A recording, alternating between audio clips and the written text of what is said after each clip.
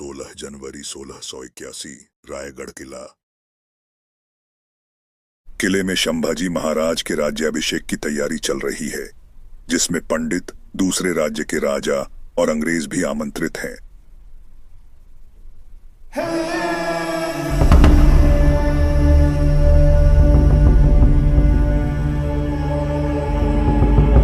संभाजी ने अपने पिता छत्रपति शिवाजी महाराज की मृत्यु के बाद 1681 में छत्रपति का सिंहासन संभालना शुरू किया।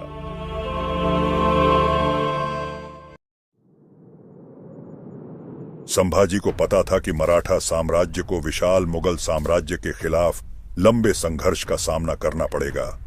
इसलिए उन्होंने औरंगजेब के दक्कन आगमन से पहले मराठा खजाने को भरने का निश्चय किया। साथ ही वह औरंगजेब पर पहली जीत हासिल कर एक मानसिक बढ़त प्राप्त करना चाहते थे। इस प्रकार छत्रपति संभाजी का पहला सैन्य अभियान उनके पिता के ही अंदाज में शुरू हुआ। उन्होंने बुरहानपुर पर हमला करने का निर्णय लिया। संभाजी ने 3 सैन्य टुकड़ियों को एकत्र किया और खानदेश की राजधानी और दक्कन के सबसे समृद्ध नगर बुरहानपुर पर धावा बोल दिया। पहली टुकड़ी 15,000 मराठा घुड़सवारों की सेना के साथ सरलश्कर हम्बीर राव मोहिते बुरहानपुर के पास के जंगलों में पहुंचे। इधर काकर खान, जो उस समय बुरहानपुर की रक्षा कर रहा था, जैसे ही उसने हमले की खबर सुना, तात्कालिक सेना की कमी के कारण काकर ने आसपास के नागरिक सेना को इकट्ठा कर हम्बीर राव पर हमला करने का निर्णय लिया। जैसे ही काकर सेना के साथ नगर के द्वार से बाहर निकला, संभाजी ने 4,000 घुड़सवारों के साथ पुराने गड्ढों से अचानक हमला कर दिया। मुगल सेना इस हमले के लिए तैयार नहीं थी और पूरी तरह पराजित हो गई।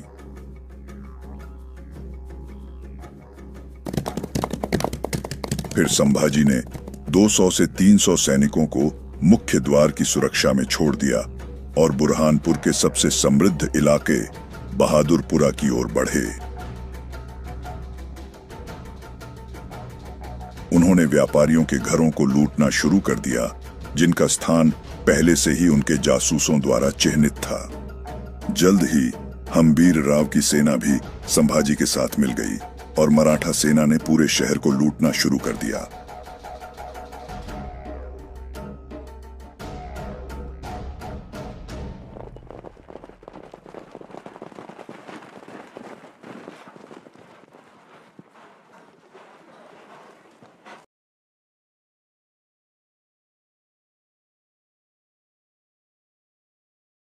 हम्बीर राव ने नगर के सभी प्रवेश द्वार सील कर दिए ताकि किसी को हमले की सूचना बाहर भेजने का मौका न मिले।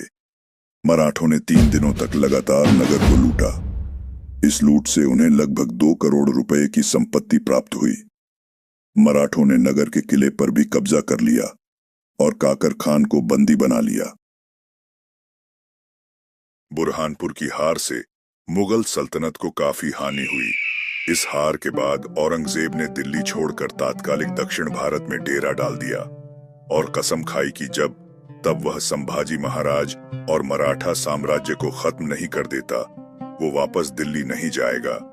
उसने अपने सेनापति को आदेश दिया कि किसी भी कीमत पर संभाजी को पकड़कर उसके सामने पेश किया जाए।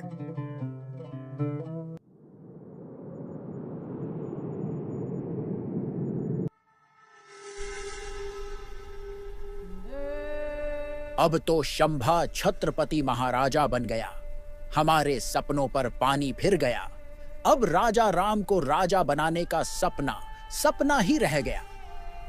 और तो और उसने हमें माफ करके अपने ही नजरों में घुट घुट के जीने को छोड़ दिया।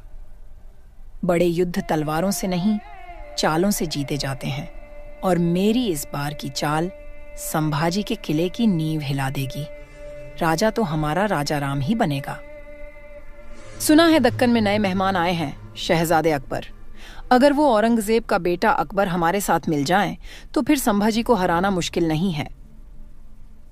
जिसके बाद सोयराबाई अपने सहयोगी मंत्रियों के साथ मिलकर औरंगजेब के बेटे अकबर को एक गुप्त संदेश भेजती है, जिसमें लिखा था, शहजादे अकबर, तुम्हारे पिता औरंग तुम्हें मिटाना चाहता है और उनसे सिर्फ हम मराठा ही बचा सकते हैं।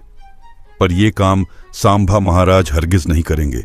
अगर आप हमारी मदद करें शंभा को गद्दी से हटाने का, तो हम और आप पूरे दक्कन पर हमेशा राज करते रहेंगे। यह वही अकबर हैं जिसने अपने पिता औरंगजेब की नीतियों के विरुद्ध बगावत कर दी थी और दक्कन भाग आया। फिलहाल उसे एक शक्तिशाली सहयोगी की आवश्यकता थी और सोयराबाई को भी एक मोहरा चाहिए था। इस संदेश के जरिए किस्मत ने उसे एक उम्मीद दी, क्योंकि अकबर जानता था कि बिना किसी मजबूत साथी और बड़ी सेना के वह औरंगजेब से युद्ध नहीं जीत सकता।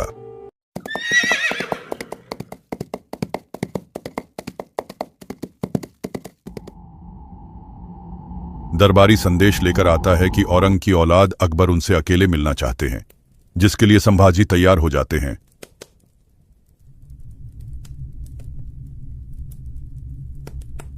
अकबर संभाजी महाराज को सोयराबाई के द्वारा षड्यंत्र में भेजे गए पत्र के बारे में सब बता देता है। जैसे ही संभाजी को इस साजिश के बारे में पता चला, तो उन्होंने अपने गुप्तचरों को सक्रिय किया। धीरे धीरे सारी सच्चाई उजागर होने के बाद संभाजी ने इस षड्यंत्र में शामिल कई मंत्रियों और सरदारों को कड़ी सजा देने का फैसला किया। षड्यंत्र में शामिल मंत्रियों और सरदारों को हाथी से कुचलवा दिया गया, जो कि उस समय एक कठोर दंड प्रक्रिया थी, खासकर राजद्रोहियों के लिए।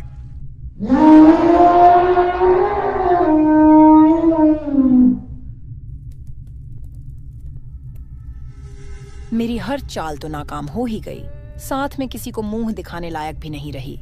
पूरा मराठा साम्राज्य मेरी थू थू कर रहा है। कहते हैं महारानी सोयराबाई लोक लज्जा और बेइज्जती की वजह से उन्होंने ऐसा फैसला लिया जिसने कभी सोचा नहीं था। वह था खुदकुशी का।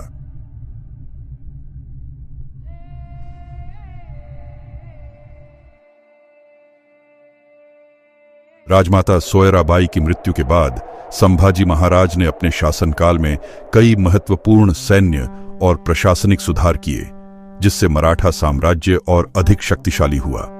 उनकी नीतियां शिवाजी महाराज की रणनीतियों पर आधारित थीं, लेकिन उन्होंने अपनी परिस्थितियों के अनुसार नई योजनाएं और सुधार भी लागू किए।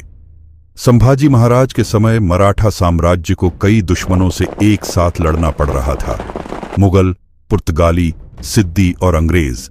इसलिए उन्होंने अपने सैन्य ढांचे को अधिक संगठित और आक्रामक बनाया। शिवाजी महाराज की छापामार रणनीति को संभाजी ने और उन्नत बनाया। सैनिकों को जंगलों, पहाड़ों और किलों में रहकर दुश्मनों पर अचानक हमला करने का प्रशिक्षण दिया। इन सारी रणनीति का इस्तेमाल उन्होंने मुगलों, सिद्दियों और पुर्तगालियों के खिलाफ बखूबी किया।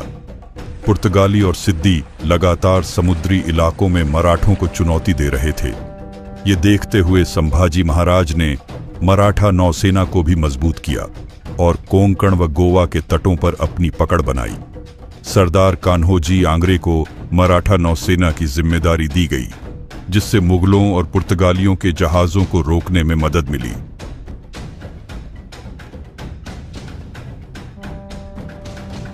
संभाजी ने अपने युद्धों में तेज आक्रमण और लूट की रणनीति अपनाई, जिसमें मराठों ने भारी लूट की और मुगलों को कमजोर किया। इस रणनीति से मराठों की अर्थव्यवस्था को फायदा हुआ और मुगलों की रीढ़ टूट गई।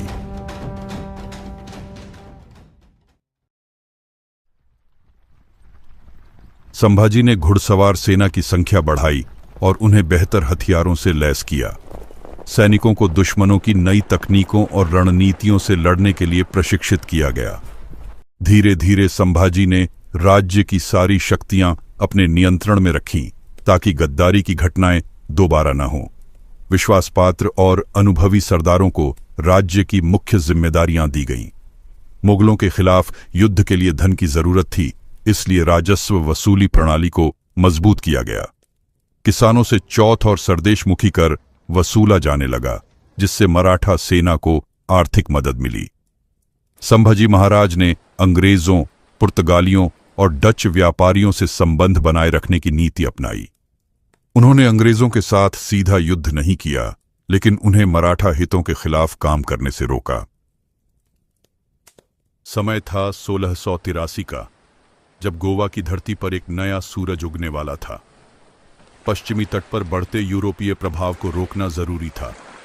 संभाजी महाराज जानते थे कि यदि पुर्तगालियों को यहीं न रोका गया तो वे मराठा साम्राज्य के लिए एक बड़ा खतरा बन सकते थे, और इस खतरे को मिटाने के लिए उन्होंने लिया एक बड़ा निर्णय, गोवा पर आक्रमण।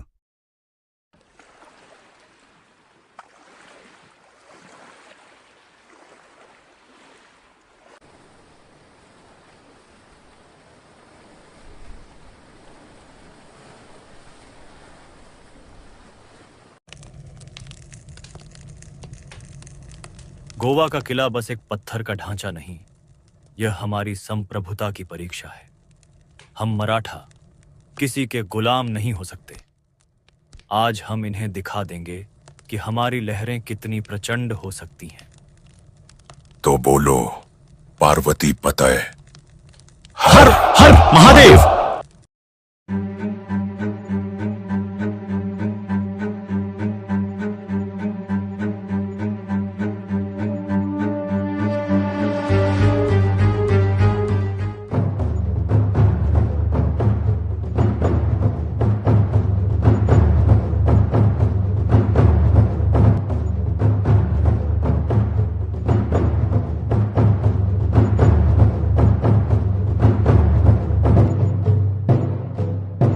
यह युद्ध मराठा पूरी तरह से जीत में नहीं बदल सके, क्योंकि पुर्तगालियों ने अंग्रेजों और मुगलों से मदद मांगी। जब औरंगजेब को पता चला कि मराठा सेना गोवा पर हमला कर रही है, तो उसने अपने एक बड़े सेनापति खानजहां बहादुर को मराठों के खिलाफ भेजा। जैसे ही खबर मिली कि एक विशाल मुगल सेना दक्षिण की ओर बढ़ रही है, तो संभाजी को रणनीतिक रूप से पीछे हटना पड़ा। उन्होंने यह फैसला इसलिए लिया क्योंकि मुगलों से सीधा टकराव उस समय जोखिम भरा हो सकता था।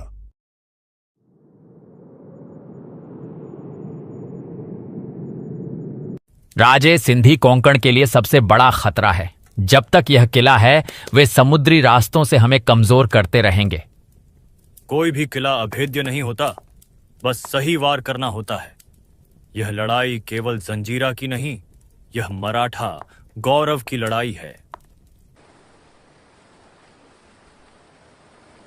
जंजीरा का किला मजबूत था, लेकिन मराठाओं का इरादा और भी मजबूत। रात के अंधेरे में मराठा सैनिकों ने समुद्र के रास्ते चढ़ाई शुरू की।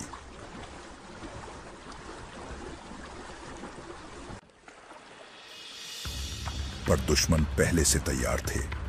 मराठा सैनिक किले पर चढ़ने की कोशिश कर रहे हैं, लेकिन सिंधियों की जबरदस्त जवाबी कार्रवाई से संघर्ष और भी कठिन हो जाता है।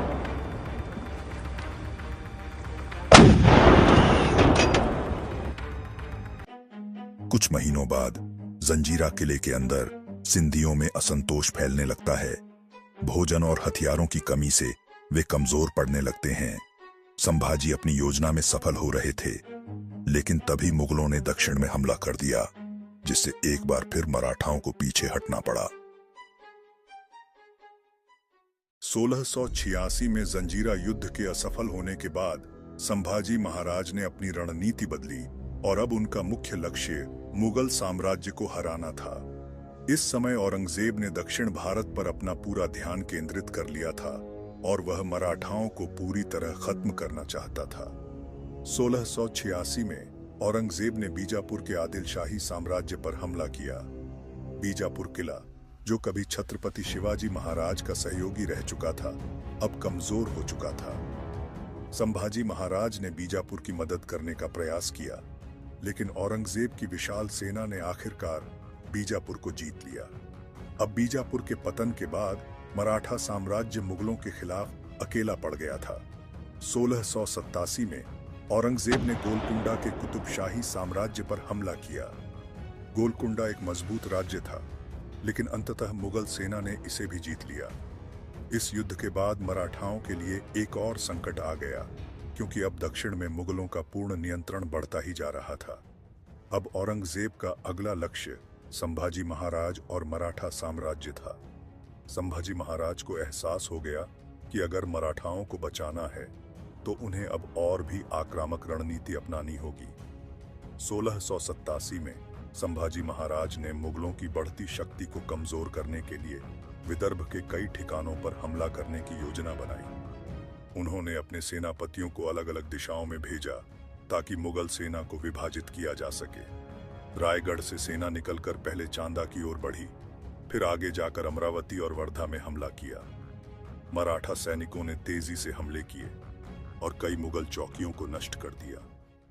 1688 के समय में बुरली घाट विदर्भ के प्रमुख मार्गों में से एक था, जहां से मुगलों को दक्षिण भारत में सैन्य सहायता मिलती थी। संभाजी महाराज ने अपनी गुरिल्ला युद्ध नीति का उपयोग करते हुए मुगल सेना पर अचानक हमला किया। मराठाओं ने रात में हमले किए, मुगल शिविरों में आग लगाई और कई मुगल अधिकारियों को मार गिराया। मुगलों की सेना ने संभाजी को रोकने की कोशिश की, लेकिन मराठाओं की तेज रणनीति के आगे वे विफल हो गए। संभाजी महाराज की सेना ने बुरली घाट के आसपास के कई छोटे किलों पर कब्जा कर लिया। यह लड़ाई मराठाओं के लिए एक बड़ी जीत थी, क्योंकि इससे मुगलों की दक्षिण भारत में पकड़ कमजोर हो गई। इसी दौरान मुगल सेनापति मकरंद पंडे और हामिदुद्दीन खान ने संभाजी को पकड़ने के लिए कई बार अभियान चलाया, लेकिन संभाजी महाराज ने अपने तेज दिमाग और गुरिल्ला युद्ध नीति से हर बार मुगलों को चकमा दे दिया। वह बार बार अपने ठिकाने बदलते रहे और कभी पहाड़ों में, कभी जंगलों में रहकर युद्ध करते रहे। मुगल सेना भारी संख्या में थी, लेकिन वे मराठाओं के गुरिल्ला हमलों से कमजोर हो गए। मराठा घुड़सवार सेना ने मुगल शिविरों पर बार बार हमले किए और उनकी रसद आपूर्ति को बाधित कर दिया। इसके कारण मुगलों की युद्ध नीति असफल होती गई और वे विदर्भ में कोई बड़ी जीत हासिल नहीं कर पाए। विदर्भ की हार के बाद औरंगजेब ने अपने सबसे भरोसेमंद सेनापति मुकर्रब खान और नवाब नसरुल्लाह खान को एक गुप्त अभियान पर भेजा। संभाजी महाराज को धोखे से पकड़ने की योजना बनाई गई। औरंगजेब ने मुगल शासन के अंतर्गत आने वाले राज्यों को आदेश दिया कि वे मराठाओं को किसी भी तरह कमजोर करें। उसने अपने गुप्तचरों को मराठा साम्राज्य में भेजा ताकि वे संभाजी महाराज के ठिकाने की जानकारी जुटा सकें। लेकिन संभाजी की किस्मत में तो आस्तीन का सांप उनके ही घर में है। वह दोनों संगमेश्वर में मौजूद है। मौका देखकर मैं तुम्हें सूचना भेज दूंगा। संभाजी महाराज अपने प्रिय मित्र कवि कलश के साथ संगमेश्वर में ठहरे हुए थे। वह दोनों वहां संगमेश्वर में एक अहम बैठक के लिए मौजूद है, जिसके लिए वह वापस 31 जनवरी 1689 को संभाजी रायगढ़ के लिए निकलने वाले थे। इस दौरान उनके अपने साले गनौजी शिर्के ने संभाजी को फंसाने का जाल बिछाना आरंभ किया। गनौजी ने संभाजी से झूठ कहा कि यहाँ के लोग आपसे मिलना चाहते हैं, तो अपने इलाके के लोगों से मिलने के लिए संभाजी तैयार हो गए। इस दौरान उन्होंने अपनी सेना की एक बड़ी टुकड़ी रायगढ़ के लिए रवाना कर दी थी। वहीं अपनी सुरक्षा के लिए सिर्फ 200 सैनिकों को ही साथ रखे थे, जिसके बाद योजना के तहत इस बात की जानकारी गनौजी ने तुरंत मुगल सेना के सरदार मुकर्रब खान को भिजवा दिया। जैसे ही संभाजी और कवि कलश गुप्त रास्ते से निकल रहे होते हैं, सूचना मिलते ही मुकर्रब खान अपने 500 सैनिकों के साथ संभाजी और कवि कलश पर हमला कर देता है। आज हम मराठा खून की होली खेलेंगे, फाड़ देना सबको, हर हर महादेव। आखिरी सांस तक मराठा मुगल से लड़ते रहे। अंततः मुगल सेना मराठा सैनिकों की हत्या कर देते हैं।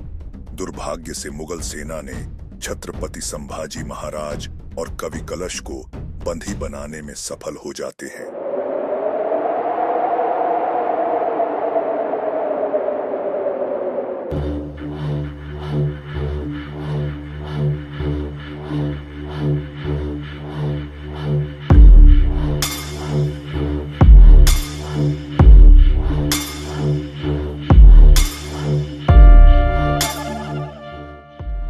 सबसे पहले इनके कपड़ों को फाड़कर नंगा धूप में खड़ा करो।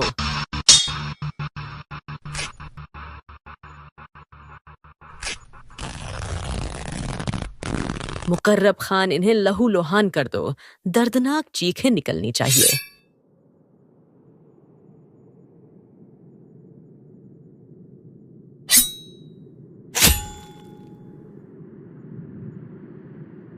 क्या तुझे दर्द नहीं होता?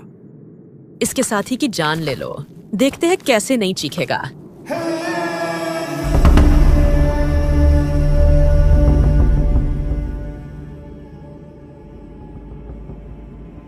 औरंग की बेटी जेब उन निशा के आदेश पर नसरुद्दीन कभी कलश की जान ले लेता है।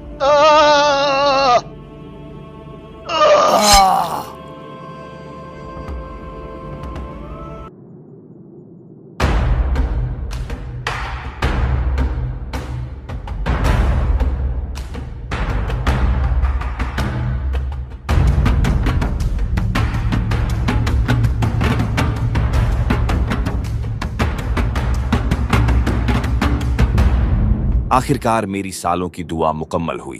खैर मना औरंग, मेरे हाथ खुले नहीं हैं, वरना तू और तेरा दुआ धुआं बन चुका होता। वो तो अभी पता चलेगा। बस अल्लाह से शिकायत यह है कि उसने शिवा को मुझसे मिले बगैर बुला लिया, वरना उसको भी ऐसे ही मारता। अपनी गंदी जबान से उनका नाम भी मत लेना औरंग, वरना तेरे टुकड़े तक नहीं मिलेंगे। इसको इतना तड़पाओ कि मौत की भीख मांगे, तब भी इसको मौत मत देना।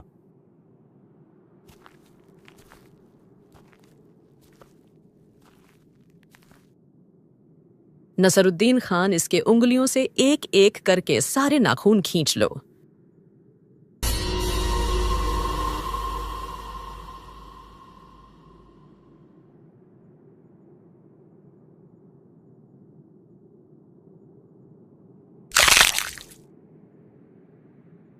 सारे नाखून निकल गए, लेकिन शंभा के मुंह से एक आवाज तक नहीं निकली।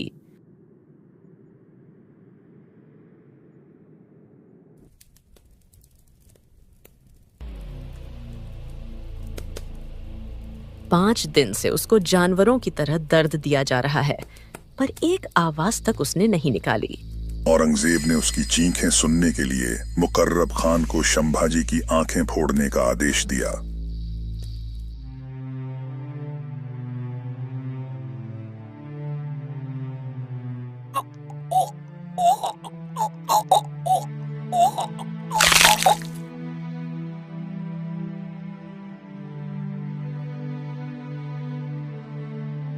दिन बीतते गए। मुगल हमारे छावा की चीखें सुनने के लिए उनको काफी दर्द दिए। रोजाना कांटे वाले चाबुक से उनके शरीर को छीला जाता, कभी गर्म खोलता हुआ पानी से उनके चोटों पर डाला जाता।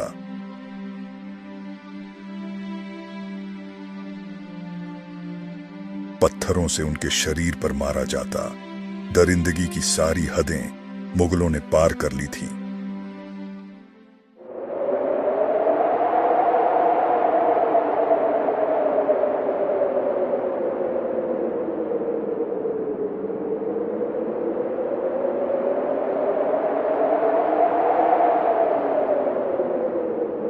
मान गया मैं तुम मराठाओं शेर को।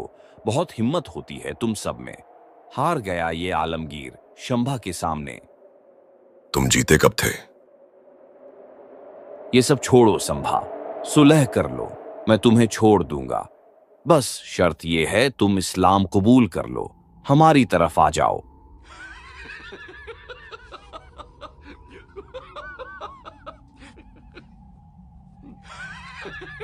औरंगजेब, औरंगजेब, अगर तुम अपनी बेटी से निकाह करने को भी बोलता तो उसके मुंह पर थूक के मना कर देता। सब कुछ तो तेरा छीन लिया, बस ये जवान तेरी बाकी रह गई। नवाब खान, छीन लो इसकी जवान।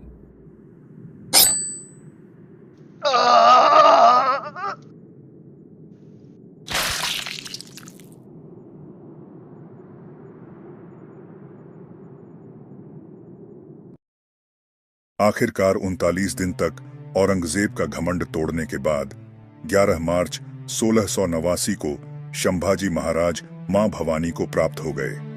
मुगलों ने असली दरिंदगी तो अब दिखाई। उन्होंने शंभाजी के मृत शरीर को रोजाना टुकड़ों में बांटे।